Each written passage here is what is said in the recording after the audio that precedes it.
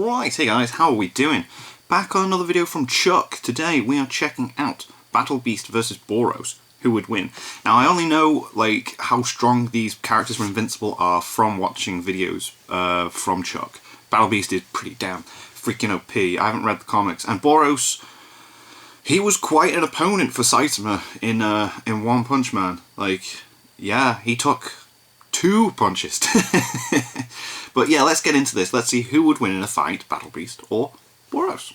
I love Boros' character design as well, so cool. Battle Beast looks pretty sick. In the world of One Punch Man, it is definitely hard to ignore one of the mightiest beings that Saitama had ever faced, that being Boros. Yeah, man. A space conqueror that was set out on finding a worthy being to challenge his power, and who was mighty enough to destroy our planet's surface, and perhaps even beyond that. So, to respect Boros' power, and in anticipation for Season 3 of the One Punch Man anime, I thought it would be a good idea to have him face off against one of the strongest beings in the Invincible verse, that being Battle Beast. A space feline with a warrior nature that decimated Invincible. Can't wait for Season 2 of Invincible, man. He's so freaking in the comics, however, beastly. Battle Beast developed a grander role when it came to the future arcs of Invincible, which I will get further into in this video. Okay. Due to both characters sharing the warrior mentality and hobby of conquering planets, I thought it would be cool to see which one of these two mighty planetary dominators would come out on top if they were to meet up with each other. First off, Battle Beast, aka Thok, had such a genuinely terrifying reputation that he would make entire civilizations tremble in fear, as he had conquered countless planets to the point that he was regarded as the scourge of the twin galaxies. That's crazy. He was gifted in many forms of martial arts and armed combat. After being liberated by Alan the Alien and Omni-Man from a Viltrumite prison, which we will likely see in Season 2 or Season 3, Battle Beast would later help the heroes in fending off the Viltrumite Empire, who wanted Omni-Man to take over the Earth in the first place.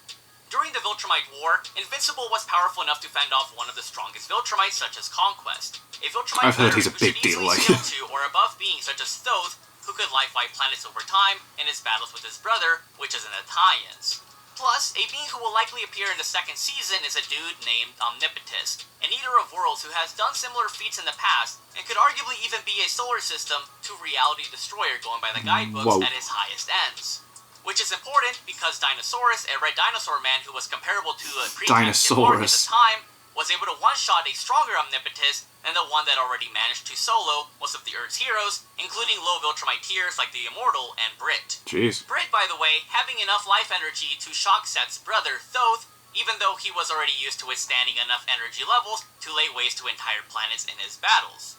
Plus, Planet Eaters are regarded as fodder to beings such as Null, a bounty hunter that easily one-shotted the Giant. Looks so cool. This is very important because one of Mark's allies, Tech Jacket, aka Invincible Universe's Iron Man, was able to somewhat contend with Null, yet was character design's absolutely sick for these characters, right? Named Anissa during the Viltrumite War, meaning that we have continental to planetary scaling for these characters already. Now, yeah, Mark and several other people were needed to destroy the planet Viltrum, a planet with 1.25 times the gravity of Earth. But it is worthy to keep in mind that Mark and the others had been fighting the Viltrumites before this point, so they clearly weren't at full power. And Mark at this point still had numerous more power boosts at his disposal that he would get over time. In other words, Mark wasn't even close to his peak in power, and they still managed to destroy a planet. That's crazy. I generally believe it consistent for high-tier Viltrumite beings to be multi-continental to planetary levels, but if you want to be on the conservative side, you could say continental. But the point is, Viltrumite tier beings have showcased continental to planetary levels of power, and this is very important because that's some intimidating look there. 1 or 2 or 3, but over 5 Viltrumites at the same time, and basically found it to be boring and demanded more fighters to oppose him. Jeez. So just imagine, you're fighting 5 beings that could literally destroy North America. Yeah, and you're just like, nah, this ain't enough for me. They are durable due to their smart atoms, which is revealed to us in the guidebooks. These smart atoms act like normal atoms, but are able to retain their structure even under savage physical battles and extremely high or low temperatures. For instance, a pre-Viltrumite War Mark was able to withstand a solar flare-inducing nuclear missile unscathed, and later on was able to fight another Viltrumite on the surface of the sun for a good period of time, thanks to this amazing adaptation. Battle Beast, despite not having smart atoms, was outright durable enough to withstand blows from Viltrumites and essentially survived unscathed during the Viltrumite War. So just imagine how overpowered he would be if he had smart atoms. Yeah. Additionally, Battle Beast fought Thrag, the strongest Viltrumite at the time, who was so mighty powerful that it took several Viltrumites to restrain him, and who also managed to obliterate Omni-Man and Mark at the same time. Jeez. Oh yeah, and Thrag would later rip apart a stronger Mark after the 5-year time skip like nothing, and contend with an Adam Eve empowered Mark at the end of the series. Whoa. Before the battle began, a pack of Ragnars or Ragnar, hyper-lethal space predators which are Viltrumite tier, were deployed onto the battlefield to kill Thrag. So Battle Beast, as to not soil his honor, decided to help Thrag fight off the pack, which was akin to both of them fighting multiple Viltrumites at the same time. Along the way, Thrag suffers heavy wounds, so to make the battle fair, Battle Beast decides to hurt himself on purpose to even the odds. Really crazy, am I right? Oh my This god, was that's because Battle Beast insane. wanted to make the fight even, and as to not accept any advantage in the fight with the mightiest Viltrumite. Battle Beast had a mighty battle with Thrag, and they managed to trade blows for entire days, even while their intestines were flopping out. Crazy. And yeah, Battle Beast they lose in the end, but it is worthy to mention that he nearly stalemated Thrag, and I think it is very likely that he could have won because not only did he hurt himself, but he decided to fight without his weaponry. So he was clearly not fighting at full capacity in this battle. Regardless, Battle Beast should easily scale to Thrag and is clearly several times above typical Viltrumites, including Omni-Man and pre-time skip Mark, making him comfortably planetary. But if you really want to lowball, you could argue multi-continental / life wiper level. Okay. In speed, he should easily be at least relativistic / near light speeds, because Omni-Man could fly at those speeds as confirmed in the guidebooks, Right. and he can be argued even higher because when he left the Earth at the end of Season 1, he eventually reaches a Mantis Race planet in a week, which is located in the Virgo Supercluster Galaxy, which is 65 million light-years away from the Earth, meaning that Omni-Man flew at billions of times the speed of light to perform this feat. But it could also be argued that they could only obtain those speeds through time dilation due to the relativistic space warps, which is an argument that I've heard when scaling the speeds of these characters. Okay. Regardless, they are comfortably near light speed to being several times the speed of light, so Battle Beast should be comfortably in that tier if he's not only able to react to multiple Viltrumites, but hit and block their attacks as well. Now yeah, the Omni-Man feat is a travel speed one, but they should be able to fight at comparable speeds anyways, because Alan the Alien, who was speed blitzed by random Viltrumites at one point, was confirmed in the guidebooks as being able to have reflexes comparable to his flight speed. Okay. Alan the Alien is a brilliant example for speed scaling because his job was to reach planets and travel across solar systems and galaxies on the regular. If he was any slower than the speed of light, it would have taken him way too long to reach Mark and the others. Makes sense. If that wasn't enough, ships that can travel galactic distances in mere days were outright slower than Mark's flight speed when he was desperate to reach Earth once he thought Thrag had invaded it already. Wow.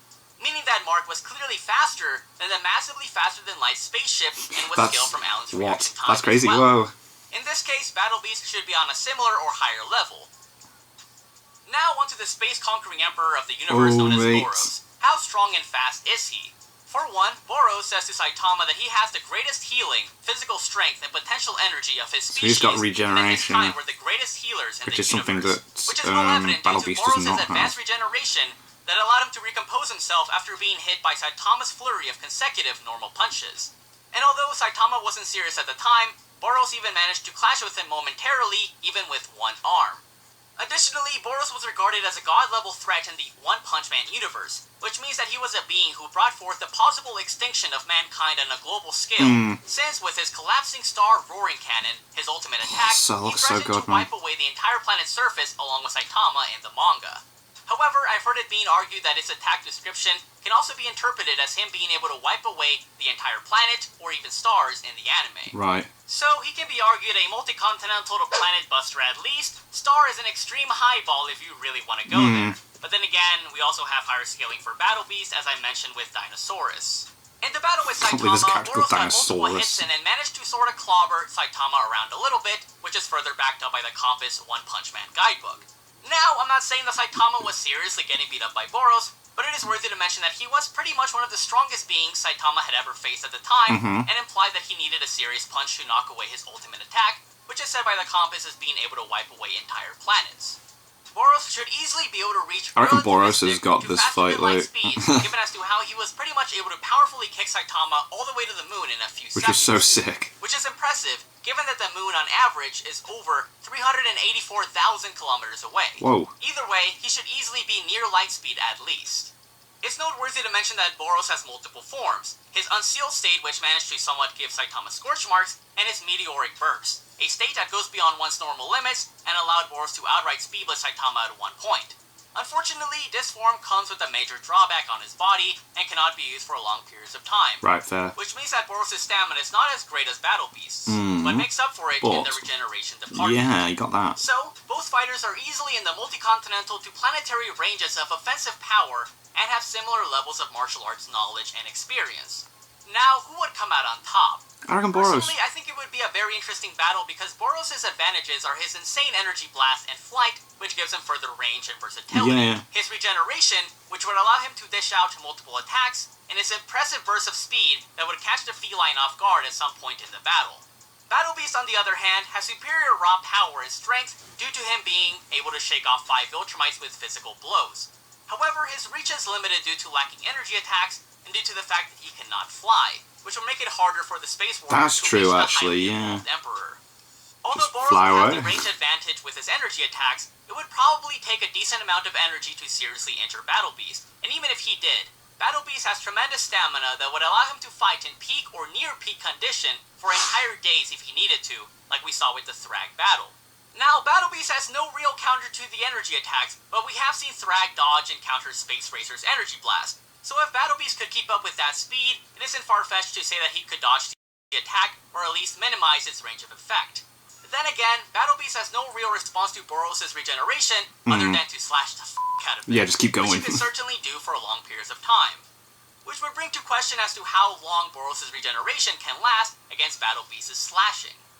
I'd say that Boros' real winning shot in this battle is to spam Battle Beast with his energy attacks and keep a huge distance between both of them, and to only use his meteoric burst as an absolute last resort the final, to try to finish off Battle take him out, with his collapsing star roaring cannon in one go. But I would bet that Battle Beast would survive it with a good degree of damage. On the other hand, all Battle Beast has to do is keep up with Boros, which he should be able to do, dodge his energy attacks, and try to slash him enough so that his regeneration somewhat exhausts itself, which is very probable. I'd also argue that Battle Beast has a slight combat speed advantage at worst, but with far less maneuverability.